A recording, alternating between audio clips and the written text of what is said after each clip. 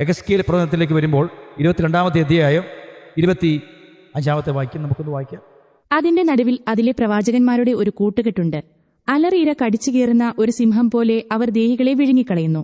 നിക്ഷേപങ്ങളെയും വിലയേറിയ വസ്തുക്കളെയും അപഹരിച്ചുകൊണ്ട് അവർ അതിന്റെ നടുവിൽ വിധവമാരെ വർദ്ധിപ്പിക്കുന്നു.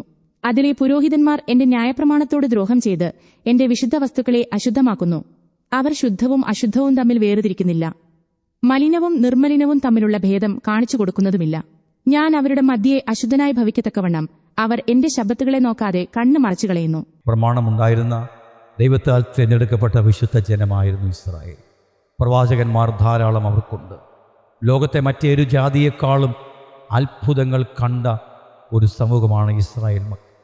അവരുടെ പൂർവികന്മാരുടെ ചരിത്രത്താളുകളിൽ രേഖപ്പെടുത്തിയിരിക്കുന്ന കാര്യങ്ങൾ ഇപ്പോഴും വായിക്കുമ്പോഴും ലോകജനതയ്ക്ക് വിശ്വസിക്കുവാൻ പ്രയാസമുള്ള കാര്യങ്ങളാണ് അന്ന് ആ തലമുറ കണ്ടത്. സർവശക്തനായ ദൈവം നേരിട്ടിറങ്ങി വന്ന് അവരോട് തീയിൽ ഉത്തരം മരുളിയ ചരിത്രമാണ് അവർക്കുള്ളത്. പ്രവാചകന്മാർ ദൈവത്തിൻ്റെ ശബ്ദമായി ഇറങ്ങി വന്നവരുമാണ്. ദൈവം നേരിട്ട് ഇടപെട്ട ഒരു സമൂഹമാണ് ഇസ്രായേൽ സമൂഹം.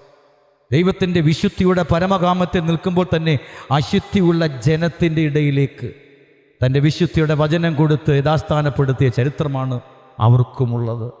പിന്നെ എന്താ പ്രശ്നം? പ്രവാചകന്മാരുടെ ഒരു കൂട്ടുകെട്ട്. 26-ാം വാക്യത്തിൽ പുരോഹിതന്മാർ ന്യായപ്രമാണത്തോട് ദ്രോഹം കാട്ടും.